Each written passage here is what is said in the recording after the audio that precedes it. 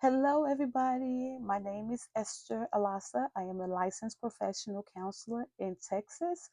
I have my own practice in Texas. It's called Counseling Without Limits. And so today I'm here to talk about burnout and emotional fatigue. So, burnout is more of the larger term, the broader term, right? And emotional fatigue is more like a warning sign. While burnout is more chronic, it's more like your engine is already turned off, like it's done with. While emotional fatigue is like it's telling you, warning, take care of your emotional needs, take care of yourself. If not, you will experience burnout. So a symptom of burnout is emotional fatigue. And so, what are some ways that we can experience burnout and emotional fatigue is when we're not paying attention to ourselves, whether it's physically, emotionally, mentally, spiritually, any area, right? And there are different other ways if we are giving a lot of ourselves and not pouring back into ourselves, if we're not caring for ourselves, if we're doing overworking, um, if we are stressing out a lot, if there's a lot of stress in our life, if we are dealing with some chronic issues like medical issues, or we're dealing with some trauma that is impacting us and affecting us. So those are some ways that we can feel emotionally fatigued, which can lead to burnout if we don't take care of it. And so I'm going to talk about some things that I talk to my clients about that helps them. The first thing I tell my clients is to have a daily routine. And in this routine, you should have like a morning routine and a night routine. I tell them how you start your day can also impact your emotions and how your day goes. And how you end your day can impact your following day because how you sleep is important. You need rest. Okay. That's why your body is telling you you're emotionally fatigued, you're burnt out. You need rest, you need to sleep well, you need to relax. And so, how you start your day, whether you wake up and you are drinking coffee and meditating, or you are reading a book or journaling, like you should be doing something that caters to your mental health. You should be checking in with yourself daily, checking in with your mental health. Like, how do I feel? How have I been feeling this week? What's been going on? What's my triggers? What's impacting me? This way, you are becoming emotionally aware and going what's going on within yourself. A lot of people are going with the business of life, and that's why they get into that burnout. Because like a car, again, think of a car. If you drive it too much and you don't take care of it, it will stop working, it will burn out. So you are like a car. You have to take care of it. You have to do the maintenance work. You have to check it daily before you start driving it. If it got some gas in it, if it has some oil in it. So you have to check in with yourself daily. I tell people that. I tell my clients that. Take some time. I know life is busy. We have work, we have families, but even if it's 10, 15 minutes, take that time to check in. Take your time to do some daily routines, how you start your day and how you end your day. Figure out what will be your routine. And you should have, I tell my clients, 5 coping skills on hand. What are your 5 coping skills? When I am feeling overwhelmed, stressed, what am I doing to alleviate those stress? What am I doing to release? So it could be take going for a walk, exercising, different things that you can do to help you. And they have to be healthy coping skills again, because a lot of people will sleep, but sleeping does not really help your emotional needs, especially if it's more emotional fatigue. Burnout, yes, sleeping will help burnout because you're tired. But emotional is you're emotionally tired. So you need to cater to it. So you need more of a coping skills. What are you doing? Are you picking up a hobby? I tell my clients, especially clients that are in parents or wives and doing so many other roles and responsibilities, it's important to engage in one hobby, even if it's a week. Go to a spinning class, arts and crafts class, cooking class, whatever class or something that you like to do.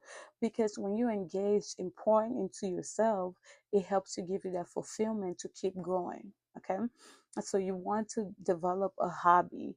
You want to self-care, practice self-care more than Don't wait till the last minute. I tell my clients again, if you wait till you're feeling burnt out, emotionally drained before you take self-care, then it might be too late.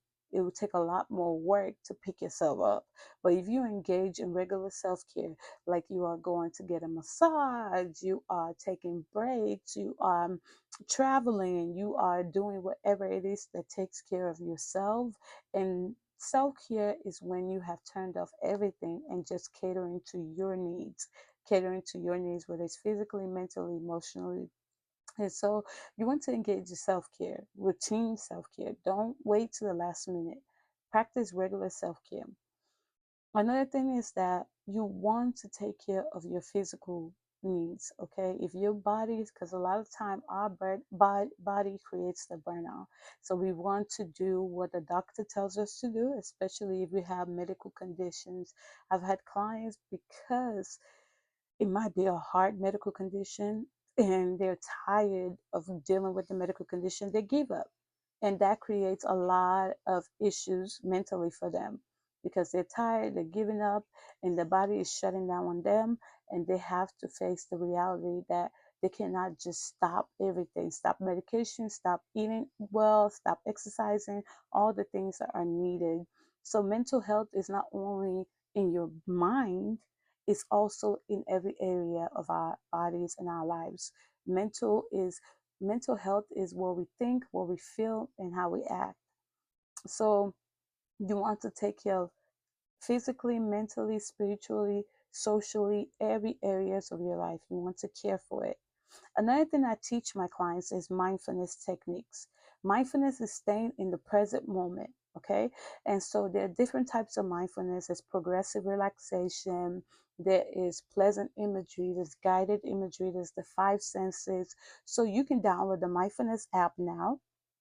You can practice mindfulness meditation, and meditation can be anything, right? It can be yoga, it can be taking deep breaths, it can be listening to worship music, it can be anything that you really want it to be.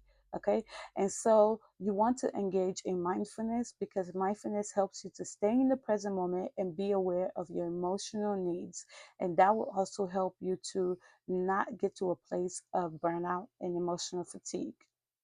Another thing, lastly, that you want to, um, set up for yourself is set up healthy boundaries, which is very hard for a lot of clients. You want to set up healthy boundaries in all your life, whether it's with family, whether it's with friends, whether it's at work, especially at work, because work stress is the one that gets people the most burnout quicker.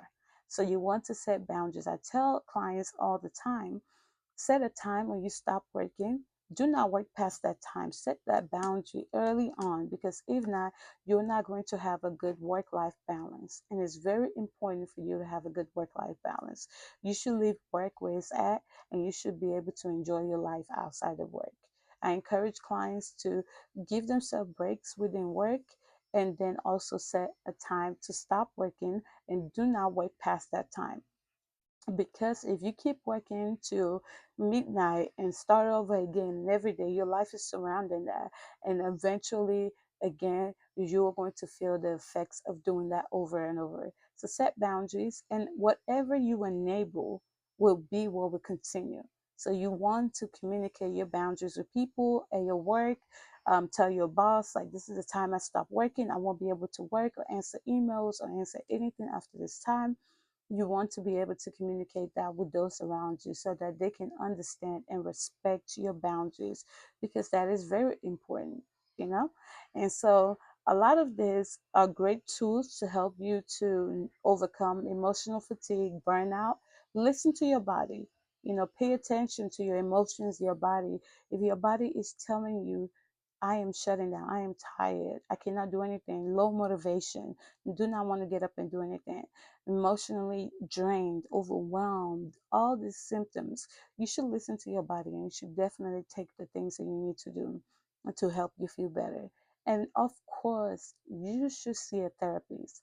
I'm also a pastor, and I believe in seeing a therapist, because when we are thinking of our physical health, we go to the physician, right, the doctor, and they help us to get well. But we also believe in God for total healing. So the doctor maintains us while God gives us total healing. So at the end of the day, we want to take care of our mental health because it maintains us. It helps us to, you know, and interact with others, deal with people, not bleed on people, work on things that we need to work on in a healthy way, our traumas and things that we need. So go to therapy. Don't say, oh, I'm a Christian, I'm a child of God, I'm a leader in the church, and I should not go to therapy. I don't believe in it. You can pray to God to give you a good therapist that believes in God, and you can pray for the Holy Spirit to guide you, but it's definitely not something that is a bad tool to use in this new day and age to help you be the best that you can be and be well in all that you do. So, thank you so much for having me. God bless you all, and until next time, bye.